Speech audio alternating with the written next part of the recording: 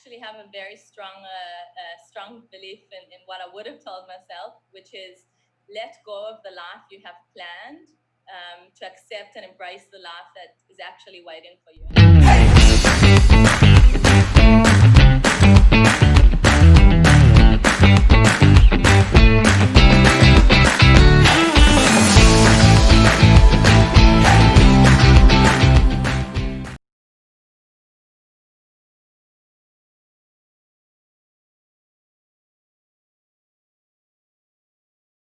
Amy, Bianca, Cohen, Dagan, thank you so much for joining me. How are you?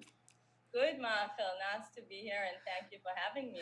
So Where are you? I usually ask how would you like me to introduce you because I butcher names all the time. I'm the worst at that. If I was an elementary school teacher, all the kids would be crying. But when so you said Amy Cohen Dagan, and then you mentioned that I could throw in the Bianca in there, which is part of your real name, and now we get ABCD. Exactly. I wonder if you've ever met anyone with such cool initials. Not at all. That just made my day. Amy, talk to me a little bit about your journey, starting from lawyer all the way to being acquired by the biggest beer company. Now I know I hear a lot of people getting acquired by Intel, Google, Apple, different tech companies. I haven't yet heard being acquired by the biggest beer company in the world, but I want to go back to being a lawyer. And how do you find yourself in the beer industry? I mean, out of anything. Okay, so it's definitely not a very clear path. Basically, since age about 7, I found one of my grade 1 books, and it said, "When I grow up, I want to be a lawyer." That was something that I always kind of had envisioned for myself. I used to watch Ally McBeal for the viewers of us that remember those programs. I made Aliyah. I moved from Johannesburg, from South Africa. If you can still hear the accent. I've been Yep. here for 12 years in Israel. So basically, I studied law, dealt with the law degree in Hebrew, suffered through that. Very fortunately, finished with honors and all of that stuff. And then I went on to do my internship at Yigal Arnon, which is a very big firm in Israel, dealing with M&As kind of in the startup industry. And that was kind of the first exposure to that. Now, at I that think point, your only interaction with beer is that you might enjoy drinking it, maybe. and to be fair, at the time I was actually mostly drinking wine, so very very little interaction with beer. And at the time, I kind of just already started getting the sense of not really being everything that I thought it was, or in terms of the types of professional interactions that I wanted, which was more like human interaction, kind of less with documents and things like that. So kind of I completed that process. I completed the bar exam and all of that. And then at the time I was doing a second degree as well, which was also in law. That was kind of just business law. So I was like, okay, let's do that for fun. There are people who study for fun. And then I was actually at a conference, and I saw this random little startup. At the time it was I think 8 people startup called Weissbeerger, which is a big data for the beer industry startup. And basically, I literally approached this kind of little stand, and I said, "Hey, this is very cool what you're doing." They had this like kind of manual beer pour, and they had this like screen up with showing data, and I was like, "Okay, this is interesting." And I knew that I at the time kind of wanted to get into the tech industry. I literally the following day sent an email. I still have that email, and I was like, "Hey guys, this is me. I'm coming to work for you." It then ended up with me sitting on a box, because at the time in their offices, they were in a street kind of opposite the beach in Tel Aviv. They didn't have a meeting room, so we sat in an actual room with flow meters kind of on the wall. And I sat on a box. Well, actually, the co-founder gave me his chair, and he sat on the box. And that was kind of history. That's where it started. I spent 4 years at the company, leading business development initiatives, marketing, strategic projects. Not lawyer stuff. Not lawyer stuff. Not lawyer stuff. No, any kind of document that they gave me, I was like, "Hey guys, don't pay for my bar exam fees. I'm not doing it." Wow. So that's kind of how it started, and yeah. I actually got to visit the Weissbeerger offices before COVID. I visited Mike Margolis, right? Who was there?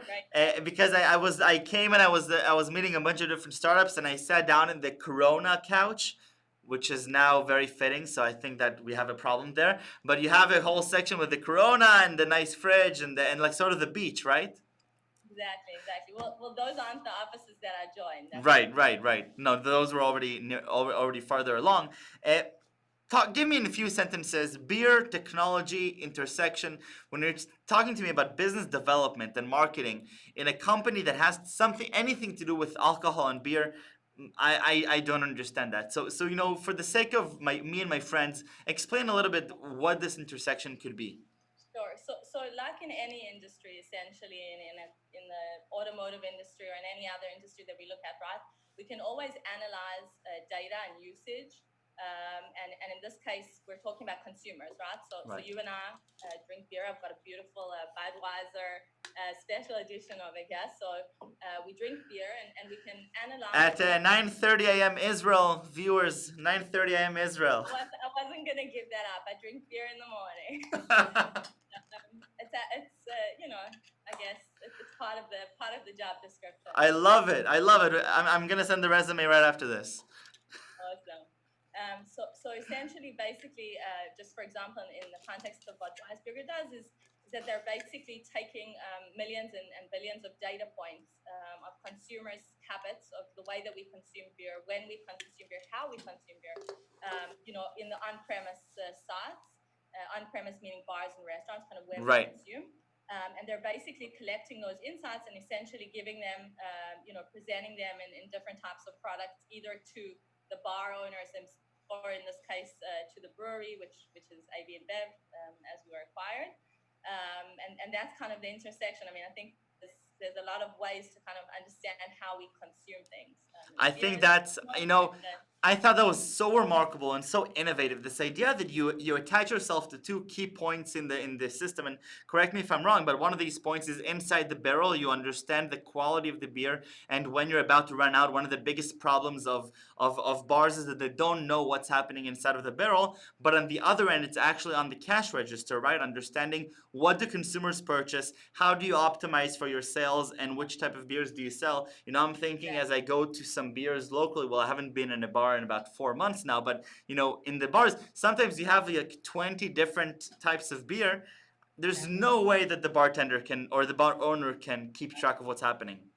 Exactly. So it's both visibility and really, like you said, to optimize kind of how we sell and to make sure that we have the right brand. Incredible. Now, Amy, you were one of the things that I saw that was very special is you were actually very involved with the due diligence process of this huge acquisition. So what is that like going through internally within the company, going through a due diligence for a potential acquisition? Is it stressful? Is it just, ongoing? Talk to me. So I think that just to kind of give an exception to what I said, that I wouldn't be dealing with legal stuff. This is a big exception. Only a huge M&A, but So at the time, it was actually a very unique experience for me. I was 8 months pregnant. Wow. I was 8 months pregnant, and I was handling the due diligence, all of it, from the company's perspective. And I think just to kind of give a little bit of background is AB Inbev has kind of been a strategic partner throughout the years, was a strategic customer that we were serving. So there was kind of a pretty clear direction that this is kind of one of the ways that it could go. And we understood at the time that this was the right way to go. This was the way to reach real scale and real impact. Right. To make sure that we really have a good product fit, because AB Inbev is, exceptionally close to the bars, to their customer base. And there was also a fantastic cultural fit as far as kind of the companies and the values that we believed in. So it just kind of made sense. It was stressful. That said, I think that there was great kind of communication and that visibility and transparency to the employees is super important. So it was communicated of, guys, this is kind of the direction. Nothing's gone through yet, but this is what's happening. And I think it kind of gave a sense of security to people as well. And I think, like you mentioned in the beginning, it's more unique in the sense that it was really a beer kind of conservative company buying a technology company. So there was no real overlap in terms of people kind of concerned about their job. We were really doing something unique that kind of wouldn't be switched out by other people. So I think from that perspective, super interesting time. I gave birth to 2 babies. One was the acquisition and one was my baby, Eli, my first son. I probably should have said it in that order, but I came back from my maternity leave, and I think that was super interesting because I had that like perspective of before and after in a very unique kind of way of Right. I had that like cut, so I could really see over a 6-month period what had changed. Um, and I think that the leadership really did a great job in keeping the company kind of intact. The same kind of leadership, the same people, a lot more focus. Which I think is very positive.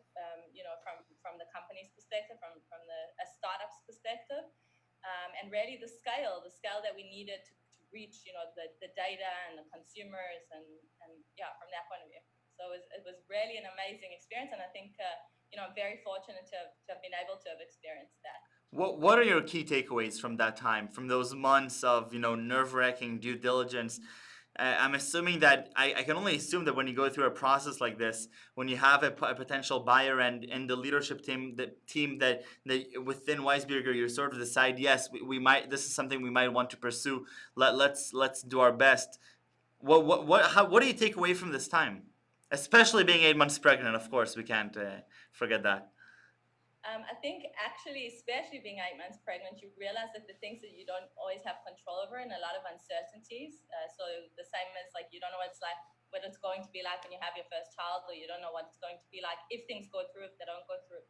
I think it's just kind of understanding how to manage your expectations and uncertainties, and kind of say, these are things that I'll do my best and I don't have control over them, and try to kind of find peace in just not knowing and not having that full control.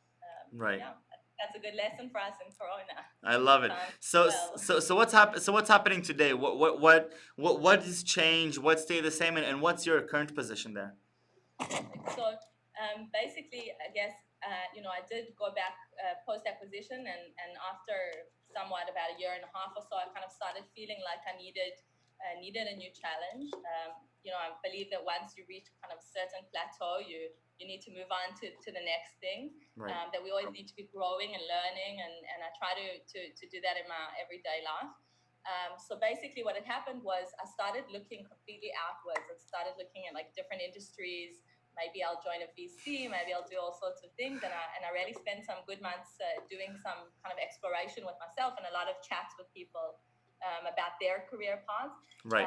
And I also believe in opportunity, meaning like to be able to identify this is an opportunity that's knocking on your door. Like, yes, there's definitely an element of time, but you need to be able to identify. And at the time, kind of following the acquisition, AB Inbev started to increase their activities in Israel. So a couple of things happened. One, their VP of cyber, of global cyber team, actually moved to Israel to start a team. So we actually have a cyber team in the tech hub in Israel. Why does a beer company need a cyber team? Actually, first of all, like any big corporate, a beer company is no different from any other big kind of corporation. And especially if you're dealing with certain, consumers and certain e-commerce sites and things like that. I mean, you definitely want to make sure the machinery, poison in putting poison in our products. There are a number of different reasons. But Right. in any case, we've got an amazing cyber team.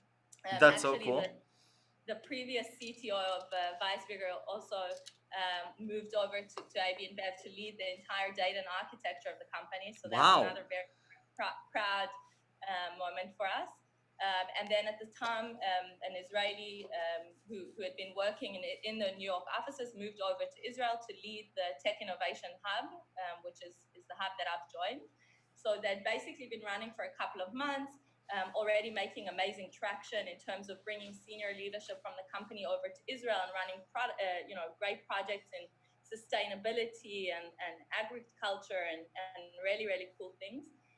And basically, I had the opportunity, and he said, hey, you want to come and join us and lead the commercial side. So that's the marketing and the retail and things like that, and logistics. And I just have to mention, I never saw a warehouse, or I've never driven in a truck.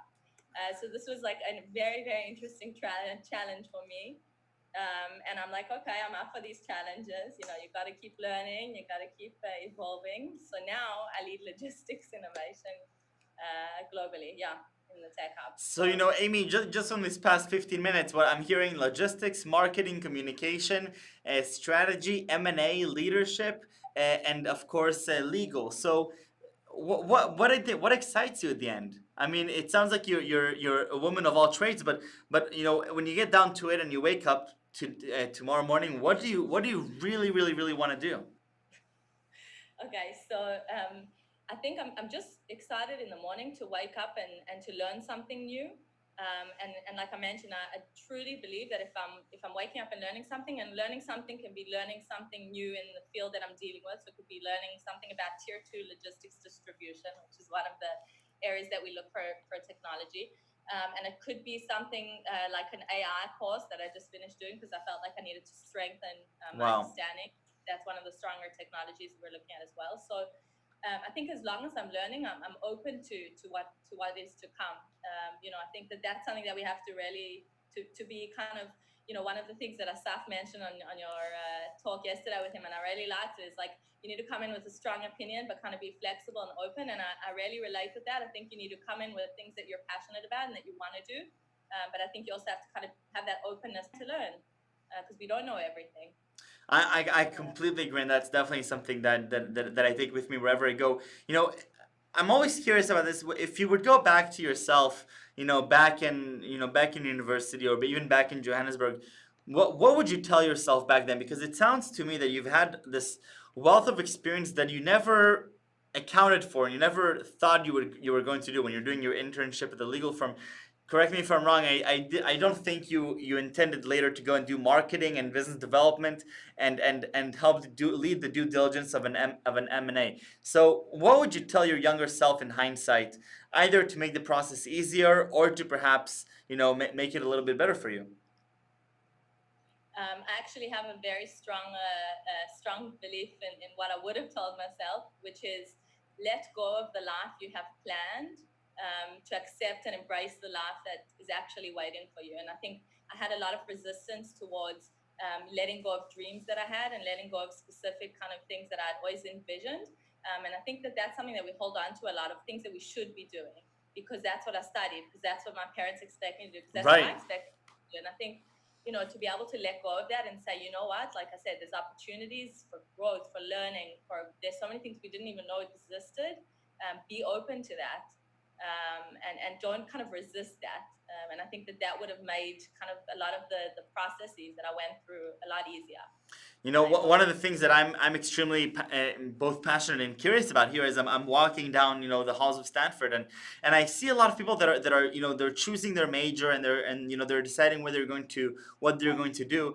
A lot of the times when I ask them, why are you choosing this path or another path, there's no real good answer. Very rarely I hear, because that's something that I'm truly passionate about. I think coming in a little bit older, I do have the privilege of coming in knowing what I'm truly passionate about and what really drives my curiosity. But I definitely think that this piece of advice, it's very scary going through these experiences and feeling like you're in some you're on some path and in some expectation of you. So I definitely very much resonate with what you're saying. And also, just to add to what you said, I think I recently heard a podcast. I think it was the author of Eat, Pray, Love, and she speaks about how not everybody actually has passions, and I think that's also something that we need to not be so hard on ourselves. And Mm. says follow your interests, and that's also something that sometimes you can kind of that interest can develop into a passion, and not to be hard on the people that kind of don't feel that burning desire to do something specific. Right. What was it difficult coming back to AB Inbev and coming with a very young baby, leaving the acquisition, 8 months pregnant. What was that transition like for you? Obviously, it's very relevant to a lot of the discussions that are happening today about women in tech, and I'm always very curious to hear about the different perspectives on how that process was for them. So I can say that I had a lot of I was very nervous, generally going into to kind of starting a family, and one of those reasons was because I'm very ambitious, and I would like to have a career, and I thought, how would that impact and how would I be able to manage? And I think what I realized is that as people we have capacities to hold a lot of different things and a lot of different passions and a lot of kind of different streams, the same as we can work on different work streams, at work.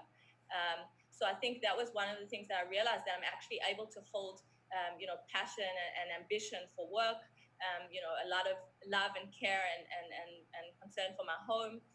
So I think from that perspective, I realized that I didn't lose myself in that way.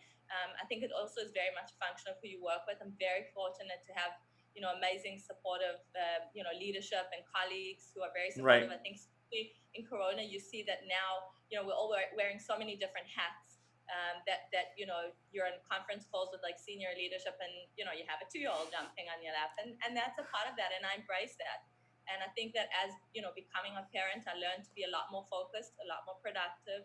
I learned how to prioritize better, and what's important, what's not important. How do I manage my workflow, because I need to specifically finish by a certain time or something like that. And a lot of flexibility. We all work in a very flexible world. You put your kid to bed, you get back online. I love it. And I'm working globally, so that's pretty easy. Right, definitely, definitely. Amy, 20 minutes go by very, very fast. But before we leave, I have to ask you for 3 words that you would use to describe yourself. Okay, so I think I've alluded to them. So the first one I'm going to go with is multifaceted. Okay. Like I mentioned, kind of I wear a lot of different hats. So I'm a mom, an employee, beer, tech, all these other kind of elements and aspects. The second one I'll go for is passion. I'm passionate. I put love into everything that I do. I'm very much a do what you love what you do. I love it. It's hard for me to work from a different place. And the last one is human. And to me, what that means is kind of I crave that very, very deep, authentic human connection. I think I'm very much like you. I like to connect with people, understand their motivations, what makes them tick. And can be connecting and networking and work related or not work related. So I think, it was really hard to choose. But I love it. Amy, toda rabba. Thank you very, very much. Stay safe, stay healthy. Keep helping us make a fantastic beer and distributing fantastic beer. Very, very thankful for that as well. And especially thankful for your time. I know you're very busy, and it's very generous of you. So thank you. Thank you. Good to talk. Bye. Bye.